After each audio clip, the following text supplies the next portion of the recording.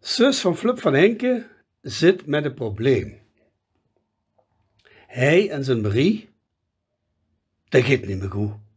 Nee, dat gaat al een tijd niet meer, gelijk vroeger. Ze praat juist niet meer. Hij kan niks doen of zit er tegen. Enfin, het is altijd wat. En dat is alle ons gezekelde wijd in huis. Zus, die weet niet meer wat doen.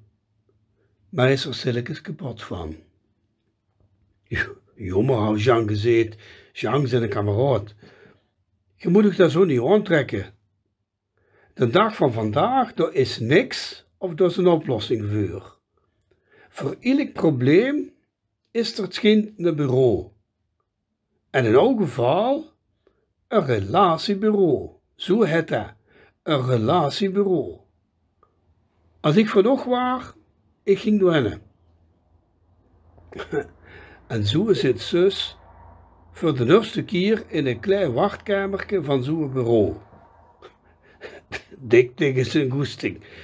Dat ziet aan zijn gezicht. Hoe ben ik de jeter aan begonnen, denkt hij in zijn eigen. Maar dan is zin door. En zit die madame in een soort kostuum en meneer, zeg het maar. En ze kijkt zo eens over haar bril.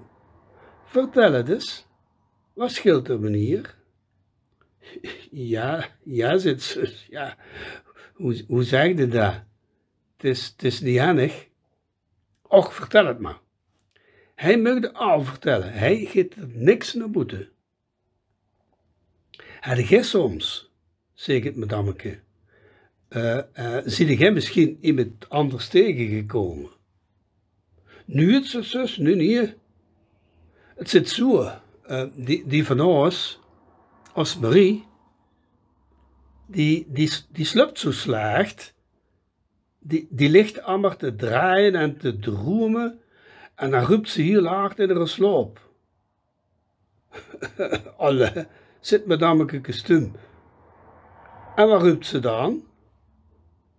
Ja, wat ik versta, volgens mij roept ze, niet Pierre, pas op. Pierre, niet doen. Oh, en wat is het probleem? Ik heet zus.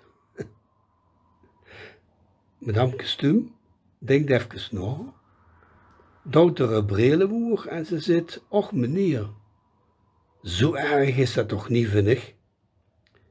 Zolang ze roept niet Pierre, zou ik me niet al te veel zorgen maken.